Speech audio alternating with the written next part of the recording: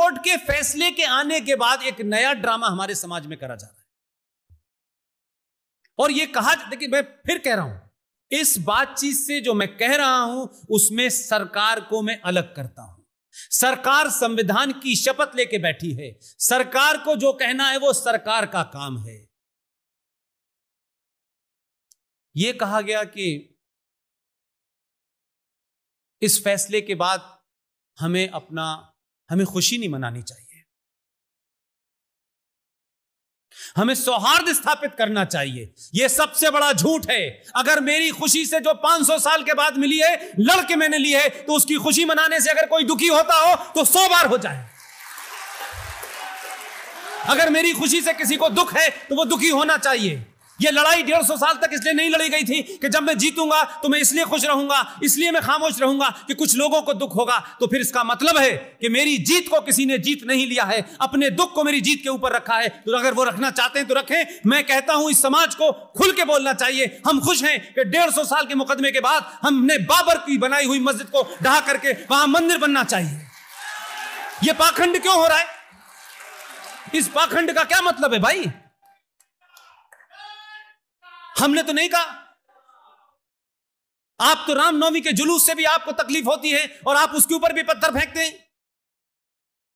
तो मेरी आइडेंटिटी ऐसी आइडेंटिटी है कि मैं अगर कुछ भी करूंगा तो मुझे ही, इसलिए कि आप चिढ़ ना जाएं, तो इसका मतलब है कि आपको सीधे तौर पे नफरत है।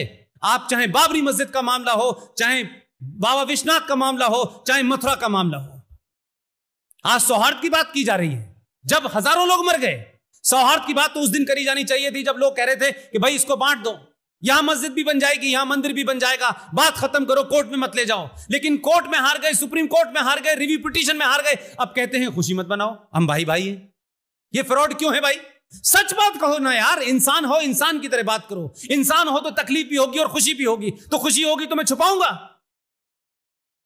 तो कमलेश तिवारी के मर्डर के ऊपर मुझे दुख नहीं मनाना चाहिए और किसी को जश्न मनाना चाहिए।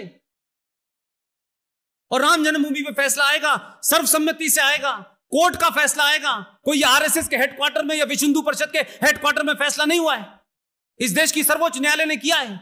और उन 5 जजों में एक जज भी ऐसा था जिसका नाम जहीर था। उसके बावजूद भी मैं खुशी ना मनाऊं, यह क्या पाखंड है भाई?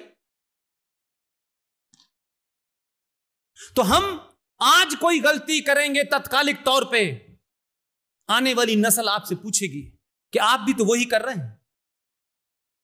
हां, आपकी कोई मिसाल 5000 साल में ऐसी नहीं मिलती जो आपको पेंट किया गया है। 5000 साल में सनातन संस्कृति के मानने वालों की कोई एक घटना बताएं कि उन्होंने किसी देश पे जाकर के कब्जा किया हो, उसकी जमीन लूटी हो, और लूट के माल में अगर औरतें भी हो तो उनका हिस्सा बांट किया हो। कोई एक घटना सी बता दे मुझे। भगवान राम से लेकर के, वो भी यहां से निकल के गए थे श्रीलंका, अपनी पत्नी के लिए गए, वापस लौटे, उनका राजपाट उन्हें दिया, श्रीलंका से 10 पैसे का सिक्का लेके नहीं आए। कोई जमीन उनकी कब्जा नहीं की, उनकी औरतों को उठा के नहीं लाए, कोई हिस्सा बांट नहीं किया। और इस आजाद भारत के अंदर 1971 की घटना में इसलिए दोहराता हूं कि देखिए, जिनका डीएनए है वो डीएनए हमेशा रहेगा, लेकिन जिनके डीएनए में लूटना है, बलात्कार करना है, तमाम सारे काम करने हैं, वो हमेशा रहेगा, चाहे आप कितने भी साल उन्हें अपने साथ रख लीजिए। 1971 के अंदर भारतीय सेनाओं ने बांग्लादेश के अंदर जो पाकिस्तानी सोल्जर्स का सरेंडर कराया। और 1971 में भारत की आर्थिक स्थिति बहुत अच्छी नहीं थी, बाहर से PL4 गेहूं आता था हफ्ते हफ्ते भर के लिए। 93,000 फौजियों को भारत ने रखा, 2 महीने तक रखा, पूरी इज्जत के साथ रखा, उनके साथ कोई गलत व्यवहार नहीं किया। हम चाहते तो बार्गेनिंग कर सकते थे, लेकिन हमने 93,000 को बाइज्जत पाकिस्तान भेजा। हमने कभी भी कोई ऐसा काम नहीं किया।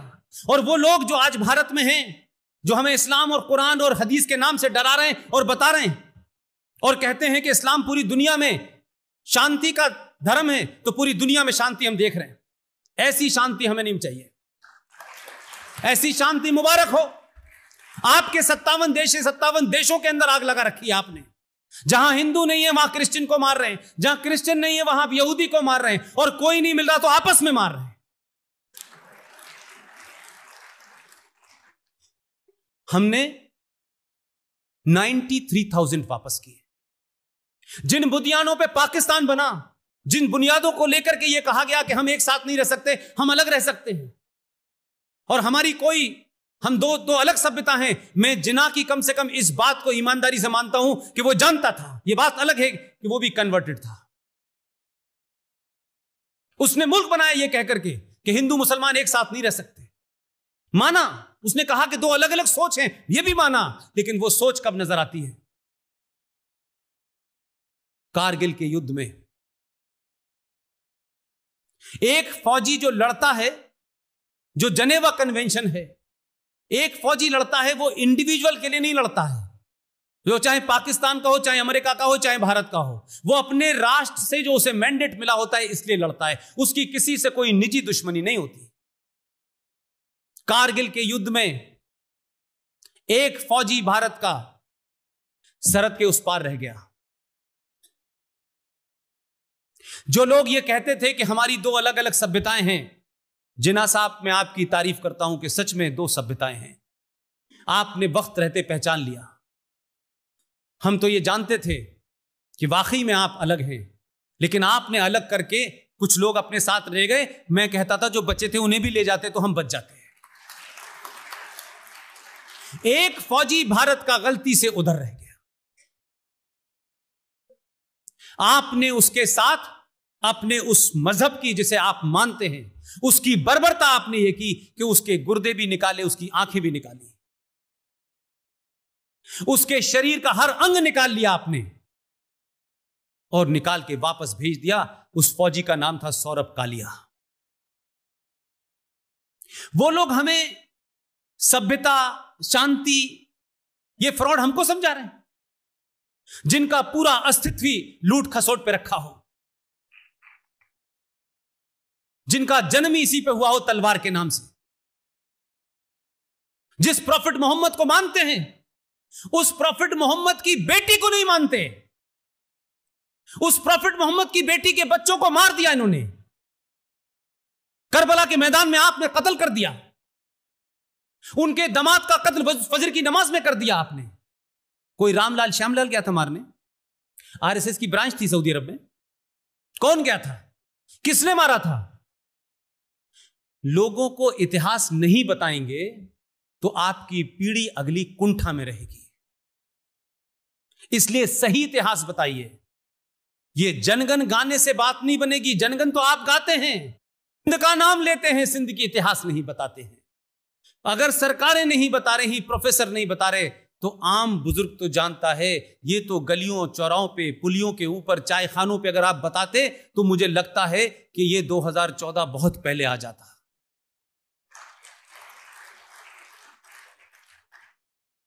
आप सोचिए, प्रॉफिट मोहम्मद साहब उनके पैगंबर हैं, उसमें कोई हमें क्या परेशानी है और हमें नहीं होनी चाहिए।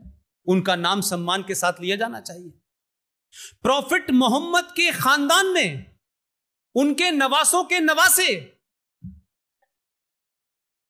जरा कंट्राडिक्शन तो देखिए इस इतिहास का, कि जिन लोगों ने राजा दाहिर सेन, जो सिंध का राजा था, उसने प्रॉफिट मोहम्मद साहब के खानदान में जितने लोग बचे थे उनको अपने किले में शरण दी। उनको बचाने में पूरा खानदान किसी की लाइफ का पेटी लगा दिया। और जिसने उन्हें मारा उसका नाम क्या था? उसका नाम था मोहम्मद बिन कासिम। वो पाकिस्तान का हीरो है, वो इस्लाम का अलमबरदार है। तो जिन्हें गलत फहमी है कि हम किसी के खिलाफ हैं, आज से उस जमाने में 720-21 की बात है। ना सेकुलरिज्म था, ना वोट था, ना वोट चाहिए थे, ना एमपी बनना था, ना एमएलए बनना था।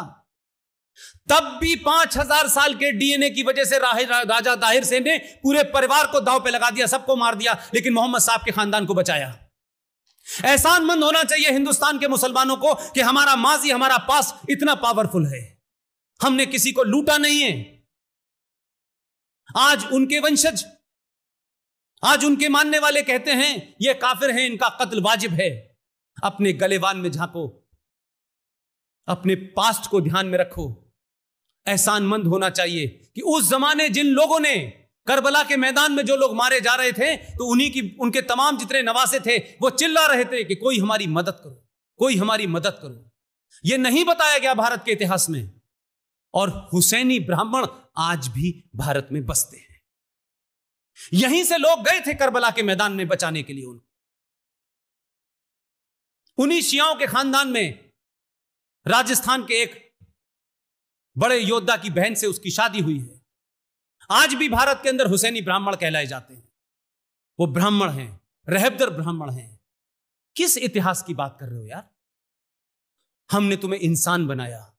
ये बात अलग है कि तुमने 70 साल में हमें हैवान बनाने की पूरी कोशिश की, लेकिन हमारा डीएनए हमको हैवान नहीं बनने दे रहा। मैं बार बार उनसे भी कहता हूं, यह चेतावनी नहीं है, यह मेरा सजेशन है। मैं इसलिए कहते कहते थकना चाहता हूं कि चेतावनी और डराना डरपोक लोगों का काम होता है। अगर यह समाज जो 1000 साल तक गुलाम रहा, जिस समाज ने आपके अत्याचारों को बर्दाश्त किया, जिस समाज ने उन अत्याचारों की कहानियां सड़कों पे लिखी हुई हैं, घरों के पीछे लिखी हुई हैं, इतिहास में लिखी हुई हैं, किलों पे लिखी हुई हैं, उसके बावजूद भी जब यह समाज मेजॉरिटी में है तो इसने कोई ऐसा कृत्य नहीं किया है कि भीड़ तंत्र इकट्ठा करके इस देश में जो 15 मिनट मांगते हैं उनकी मुराद पूरी कर देता।